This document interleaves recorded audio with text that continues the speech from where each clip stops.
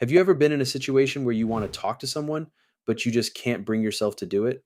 So many times I would find myself wanting to sit next to someone in class, or ask the person next to me on the plane how they're doing, or introduce myself to that dude I always see at the gym. But just as I'm about to take a step toward them, something inside me slams the brakes.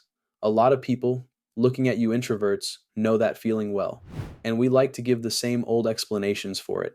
You might think it's because of social anxiety or you're just too shy, but over time I've realized it might not be any of those things at all. Just hear me out real quick, because I can explain why it's so hard to do these seemingly simple social tasks, and it's going to completely reframe the way you think when you approach people. Let me introduce you to a concept I call social energy. This isn't the vibe you give off or how lively and happy you are.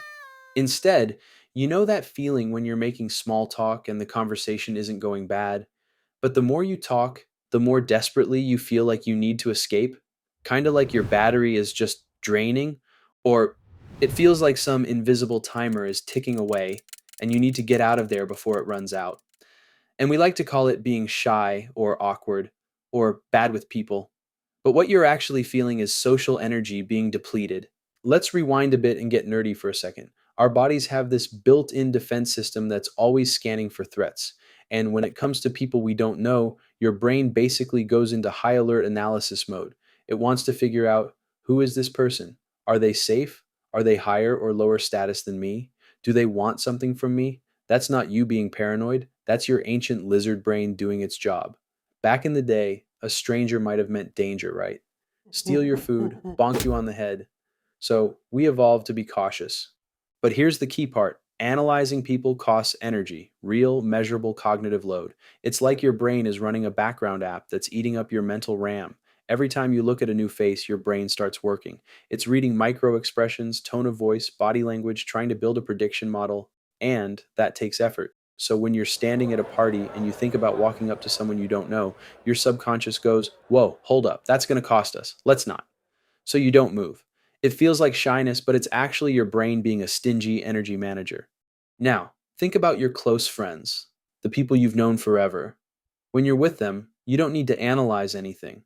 Your brain already has a complete file on them. You know their humor, their boundaries, how they react. There's no threat, no prediction needed. So the energy cost is basically zero. That's why you can talk to them for hours and hours, even in silence, and never feel that desperate need to escape. Familiar people don't cost energy, unfamiliar people do. That's the whole concept. So, what does this mean for you? It means that weird resistance you feel before talking to a stranger isn't a character flaw. It's not proof that you're incapable. It's just your brain calculating an expense. And once you see it like that, as a transaction, not a personal failing, everything changes. You can approach that moment with way less judgment. So the question becomes, what do we do with this knowledge? How do we actually talk to anyone? The first thing, honestly, is just be patient with yourself. You're not broken. That hesitation, that's a perfectly normal biological response. So don't beat yourself up for feeling it. Instead, recognize it for what it is: an initial startup cost, and trust that it goes down over time. A lot of friendships start as simply sharing the same class, seeing each other at the gym, or just existing in the same space enough times. Every single time you interact with that person, even indirectly, your brain adds a bit more to their file. First conversation, huge energy drain. Second conversation, a little less. After a while, they start moving into the familiar category and the cost drops to almost nothing. That's the magic. But it just takes time. So you don't have to force an amazing connection in 5 minutes. That's like trying to download a whole movie on a weak signal. It'll just buffer and frustrate everyone. I like to think of it like phone batteries. Say you pull up to a social event with your friends. Familiar people, your friends, are apps already running in the background. They use almost nothing. Then, every time you meet someone new, your brain opens an app you've never used before. It loads, it checks permissions, it burns battery. That's why even a party you had a blast at can leave you exhausted. It's not the activity, it's the newness. So don't blame yourself for feeling drained. I'm going to pivot real quick because there's a flip side to this. When you're meeting someone new, it's super easy to overcompensate. Silence in a conversation feels uncomfortable because it's socially uncertain.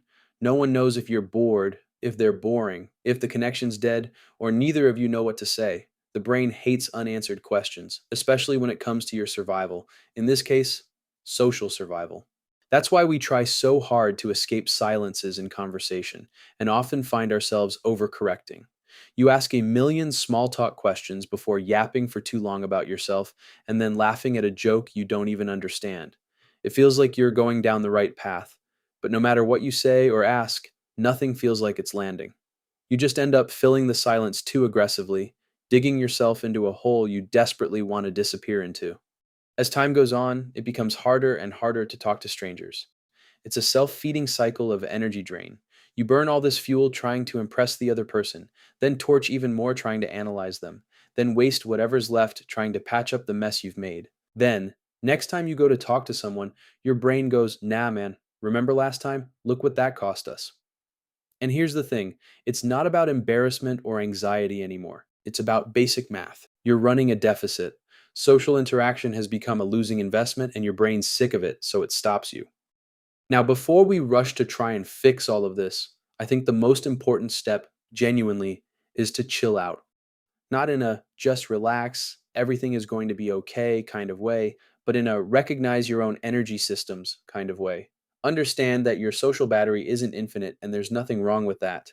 You're not a broken person, you're actually an efficient one, and your brain is trying to manage a limited resource. So be patient with the machine you're walking around in. Second, and this is huge, relationships are built slowly. They are not built in one conversation.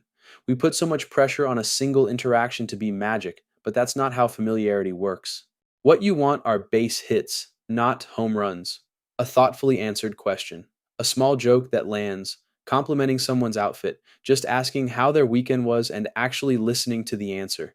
These are all tiny, low cost deposits into that brain file. You don't have to do all of them in one go. Maybe the only thing you do today is say, your bag is pretty cool, and then move on. That's a win. That's a base hit. And here's the secret, small wins don't drain you the same way. They barely cost anything, but they still move you forward. Next time you see that person, their file is a little thicker, and the conversation will cost a little less. And please, give yourself permission to excuse yourself when the pressure gets too much. This is not a failure, it's a tactical retreat. If you're in a conversation and you feel your battery dipping into the red, you can just say, anyway, it was really nice chatting with you. I'm going to go grab a drink, find my friend, stretch my legs. That's it. You're closing the expensive app before it crashes your whole phone. And by doing that, you end the interaction on a neutral or positive note, which means the memory stored in your brain and theirs isn't tainted by that last 5 minutes of desperate, draining struggle. The next time you see them, the file is still clean.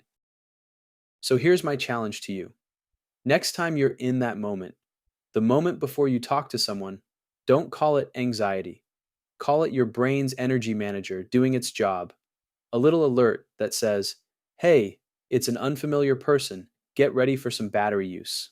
And that's okay. It's not a stop sign, it's just a notification. You can swipe it away because you know that the cost is temporary. The second you say, hey, you're already loading the app. The first awkward seconds are the down payment. After that, it gets cheaper and cheaper, and eventually that person will be in your friend file, and talking to them will be free. And that right there is how I can prove you can talk to anyone.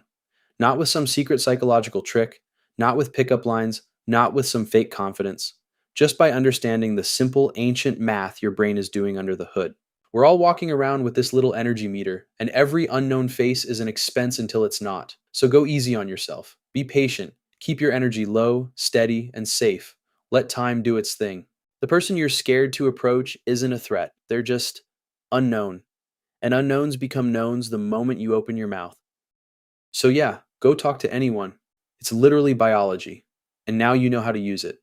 All right, thank you guys so much for sticking around to the end. If this clicked for you, drop a like, subscribe if you're new, and I'll see you in the next one. Peace.